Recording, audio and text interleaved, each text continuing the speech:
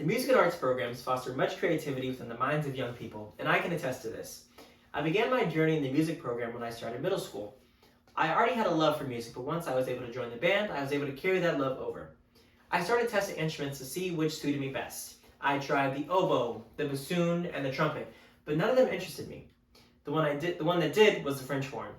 This large coil of brass tubes and the beautiful sound that it produced convinced me to choose it as my instrument.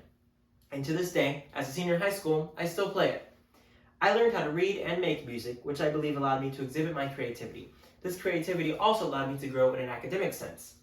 I was also able to connect with like-minded peers and form friendships that I would not have been able to form if there was no program in my school. According to Norman Weinberg, in his study, The Music in Our Minds, new brain research shows that not only does music improve skills in math and reading, but it promotes creativity, social development, personality adjustment, and self-worth. Every day, kids in these programs are finding ways to achieve brilliant growth, so without this resource, they're left with nothing. Today, I'll be talking about the music and art programs and the reasons why they should stay in schools. By the end of my speech, I hope that you will be able to understand why it deserves its place within our schools. Now, let's get started. Allow me to inform you on the arts and music programs. All of you have probably heard that some think that arts are all the same. As stated by Dr. Janice Boyd in her article, Myths, Misconceptions, Problems, and Issues in Arts Education, there is no such thing as a field called the arts. Each arts has its own field of knowledge. To classify art, music, drama, etc. as the same thing would be the equivalent to calling environmental science and history the same.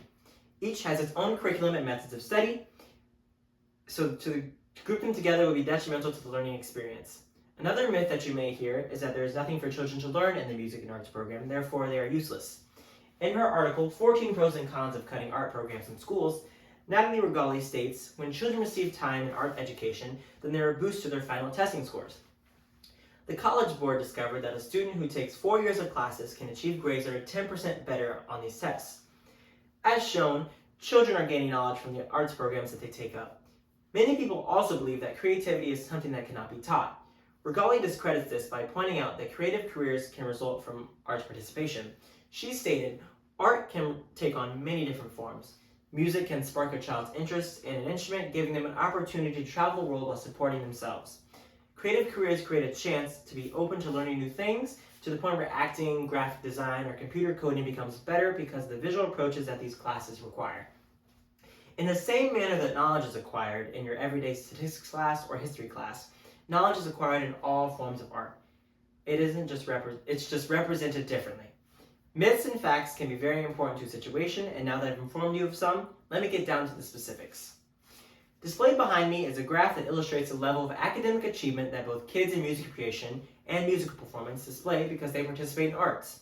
Children in the art and music programs yielded higher scores in the SAT than kids in traditional courses, and this helps support the claim that the arts and music program does indeed help students improve academically. In their article, A Population-Level Analysis of Associations Between School Music Appreciation and Academic Achievement, Peter Galzoasis, Doctor of Philosophy, Scott Emerson, Masters of Science, and Martin Gunn, Doctor of Philosophy, stated, on average, the children who learned to play a musical instrument for many years and were now playing in a high school band and orchestra were equivalent of about 1 academic year of their peers with regard to English, math, and science skills as measured by their exam grades. Studies showed that the students who immersed themselves in the programs were learning skills that helped them improve academically to the point that they could be considered higher on the academic level than others at their age. They also go on to say, a student has to learn to read music notation, develop hand-mind coordination, develop keen listening skills, develop team skills for playing in an ensemble, and develop discipline to practice. All of these learning experiences play a role in enhancing children's cognitive abilities and their self-efficacy. All of these already important skills are reinforced within the art and music programs, therefore showing that growth is always occurring in the programs. So if they are removed from schools, students who can only excel through learning within these programs will not receive the same stimulus and treatment that traditional learners receive. They will end up receiving less.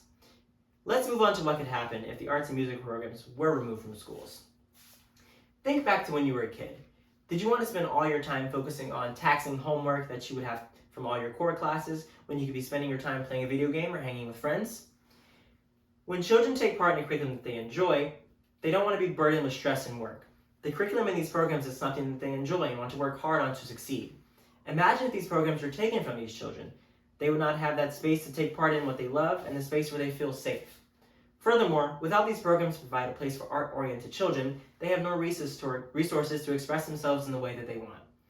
This in turn could lead them to choose a more negative way to make friends, enjoy themselves, and fulfill their personal needs. This could turn to drug use, gang relations, or self-harm as a result of their unhappiness. When I first began talking to you all, I told you that I have been in band since 6th grade and that I am now a senior in high school. I truly feel that if I had never joined band, I would be in a completely different place in my life, a negative place. Band gave me a place that I could always feel safe in, and as I entered high school and joined the marching band, that feeling was reinforced because I felt I was a part of the perfect family. My band director told us that marching band is so important for children because we sacrifice our individualism for the better of the band, and as a result, it makes the band sound better and it makes you a better person. You learn not to be selfish in your actions, and this is the best form of possible growth that a human being can experience. The art and music programs are extremely crucial and deserve their place in schools. Now, let's organize a protest to march down to our capital and fight to keep the art and music programs within our schools. While this may be a large request, we should try our best to attend school board meetings and use our voices to convince the board to continue to fund and provide for the art and music programs. Thank you for your time, and I hope that I can open your eyes to new information as to why art and music programs need to stay in schools.